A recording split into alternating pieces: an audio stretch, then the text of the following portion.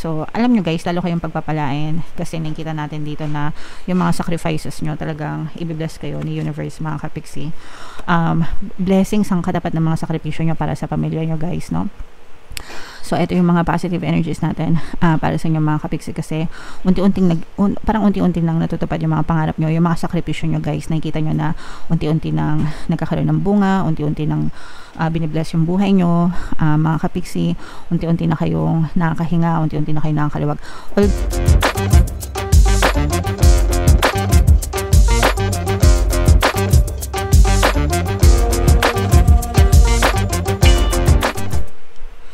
Hello guys, hello Cancer, welcome back to Pinoy Pixie Tarot. Ang pamagat ng episode natin for tonight is monthly taroscope para ngayong August para sa Cancer, Sun, Moon, Rising, Sign, and Venus. Sa dulo ng video guys, magkakaroon tayo ng yes or no pick a card reading. Ito yung deck na gagamitin natin.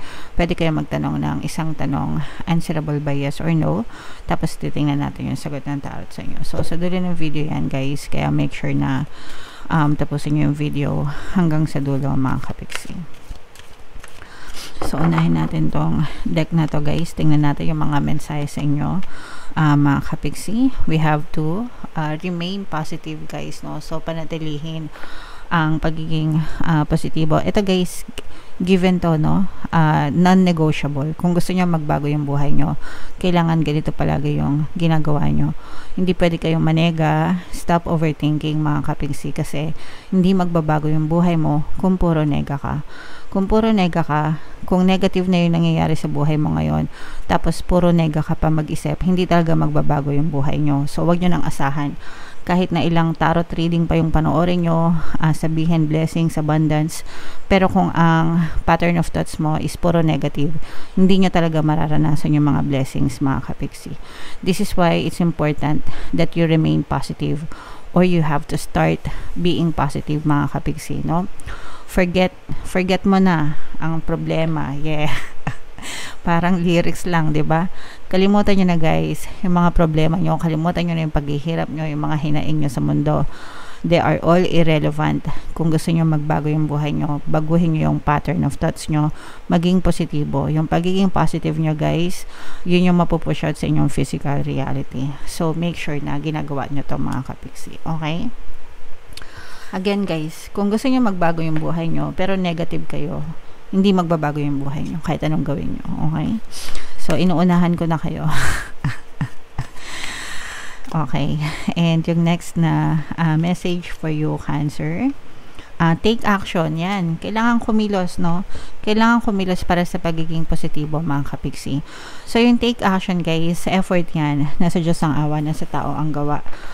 Yes, kailangan natin magdasal, pero kailangan din natin sabayan ng pagkilos, and kailangan nyo rin sabayan ng positibong mental diet para talagang makakita kayo or maka-experience kayo ng mga positibong resulta, mga positibong sitwasyon sa buhay nyo. Again guys, uulit-ulitin ko sa inyo, hindi ako magsasawang magpaalala sa inyo kahit na gaano kaganda ng mga reading na papanood nyo dito sa YouTube, hindi lang sa channel ko, even sa ibang channel mga kapiksi. Pero kung ang mindset nyo ay ubod ng nega, hindi talaga magbabago yung buhay nyo. So you have to take action, kilos, and sabayan ng positibong mental diet at saka ng pagdadasal guys, para magbago yung buhay nyo. Okay? Alright, and another message for you guys. Wow guys, grabe, mind nyo na to. Mga malalaki at mga magagandang pagbabago sa buhay nyo. Dito kayo magsimula guys, no? Start these changes by changing the pattern of your thoughts. Ikaw lang makakagawa niyan guys. Kasi ikaw lang may control ng isip mo, no? Kahit sabihin ko sa'yo, think positive, pero hindi mo naman ginagawa, wala rin, di ba? So, ikaw lang yan, kapiksi. Ikaw lang makakapagpabago ng buhay mo. So, think about happy thoughts. Always, all the time, focus on positivity mga kapiksi, and then mararanasan mo itong mga big happy changes na to. Your life will not change unless you change you first, unless you change your thoughts first. So, big happy changes mangyayari kapag nagbago ka ng pattern of thoughts. Alright? Okay. So, i-claim nyo na yan guys, no? Period. Okay. So, yeah. Comment down below if naka-resonate kayo. Tingnan natin guys yung ganap sa inyo. Habang sinushuffle ko to, panoorin nyo muna yung video natin regarding sa ating paano mag-manifest ng abundance video course. Kapiksi, sawa ka na ba sa mga struggles at hirap sa buhay mo? Masipag ka ba at masikap sa buhay ngunit hindi ka pa rin umaasenso? Ilang beses ka na bang nag-attempt mag-negosyo at mag-invest pero palagi ka pa rin nalulugi? Sa pagkakataon na ito ay maaaring may subconscious beliefs ka na nagiging balakid sa iyong pag-unlad at pagyaman. Introducing, paano mag-manifest ng abundance video course.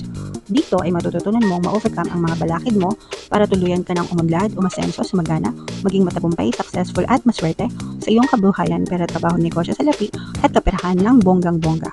Dali, mag-send na ng email sa pinoypixie@gmail.com at simulan na ang iyong pagyaman ngayon. Alright, so sa lahat ng gusto mag-avail ng course guys, naka-flash sa screen nyo. Una, meron tayong paano mag-manifest ng abundance video course.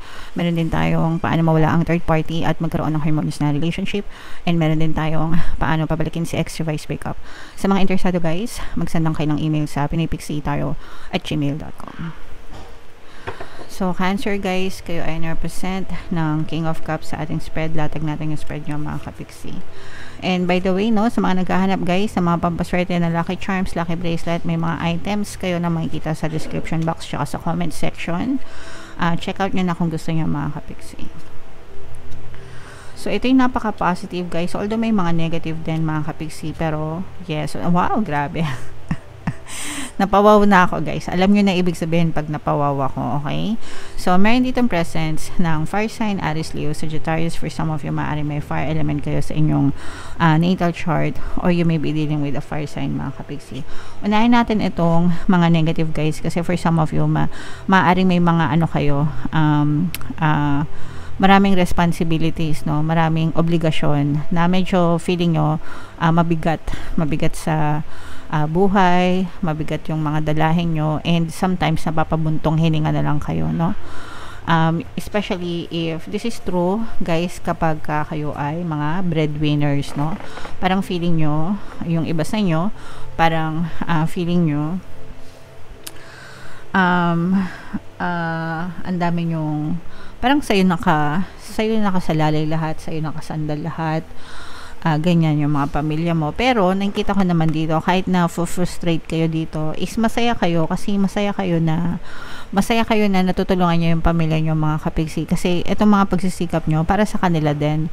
Yun nga lang minsan parang napapabuntong hininga siguro kayo, siguro dahil sa pagod na rin, or I don't know, sa stress, ganyan. But kahit nasabihin natin na breadwinner kayo or salo-salo nyo lahat ng problema, masaya pa rin kayo sa ginagawa nyo kasi it's still for your family mga kapiksi, okay? So, alam nyo guys, lalo kayong pagpapalain kasi nakikita natin dito na yung mga sacrifices nyo talagang i-bless kayo ni universe mga kapiksi. Blessings ang katapat ng mga sakripisyo nyo para sa pamilya nyo guys, no?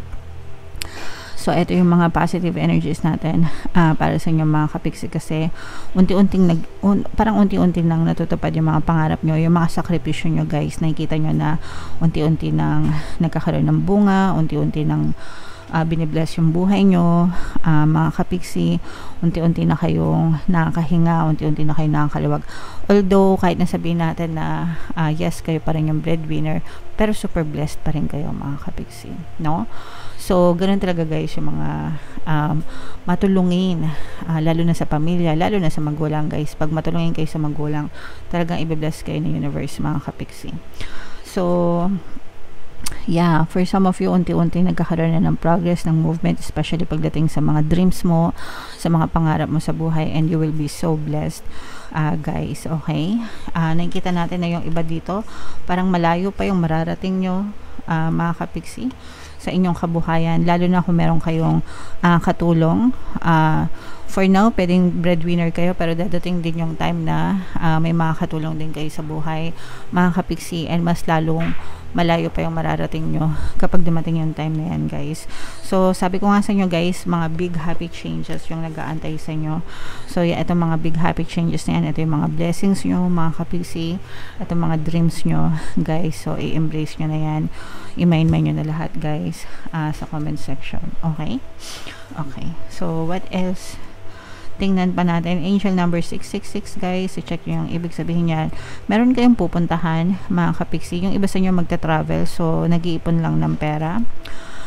Guys, and yung iba sa inyo parang meron kayong panibagong journey na pupuntahan na medyo kailangan nyo ng pera. So let's say for example, mag-abroad kayo, ganyan, o kaya magmamigrate kayo, mas maganda yung kinabukasan nyo doon, but kailangan nyo mag-ipon kasi kailangan nyo ng mga show money, diba ganun yun?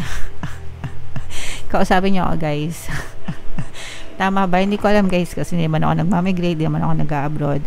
Pero ang alam ko, ganun, kailangan nyo ng mga show money. So, yung iba talaga nag-iipon, mga kapiksi. Pero, pag nakarating na kayo dun sa paparoonan nyo, guys, mas maganda yung nag-aantay sa inyo. So, kung blessed na kayo ngayon, mas lalo pa kayong ibe-blessed sa next chapter ng buhay nyo, ang Cancer. Okay? So, grabe, sobrang i-mind-mind nyo na lahat yan, guys, no?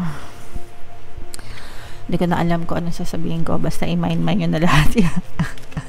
Yung blessings na yan. Cancer, super blessed talaga kayo sa buhay nyo. So, ito na yung ating yes or no pick a card reading, guys. Saminga kayo ng malalim. Tapos, itanong nyo sa isip nyo yung tanong na gusto nyong malaman for August. Answerable by yes or no. Tapos, pumili kayo ng isang card, mga kapiksi. By the way, mga kapiksi, sa mga gustong matuto, mag-manifest, i-click nyo lang yung join button dito sa baba, no? Makapag-member kayo sa ating YouTube channel. Kapag ka-member na kayo, magkaka-access kayo, guys, sa mga exclusive videos ko regarding manifestation using the power of your subconscious mind, guys, and law of attraction. So, hinga ng malalim. Itanong sa isip yung tanong nyo, guys. Pili ng isang card. Ito yung card 1, card 2, card 3. Kung card 1 ang napili nyo, ang sagot sa tanong nyo ay yes. Kung card 2 ang napili nyo, ang sagot sa tanong nyo ay no. And kung card 3 ang napili nyo, ang sagot sa tanong nyo ay no. Alright, so comment down below, guys. If feeling nyo naka-resonate kayo, lahat ng magaganda dito, mind nyo na, guys, sa comment section. Huwag nyo kalimutan. For more tarot readings, ito yung playlist nyo. Ito naman yung ating success stories ng paano mag-manifest ng abundance video course. Click here to subscribe, guys. Ito yung ating mga pampaswerte subliminals. Thank you for liking, sharing, and subscribing. See you next time. I love you all. Have a nice day. Bye-bye.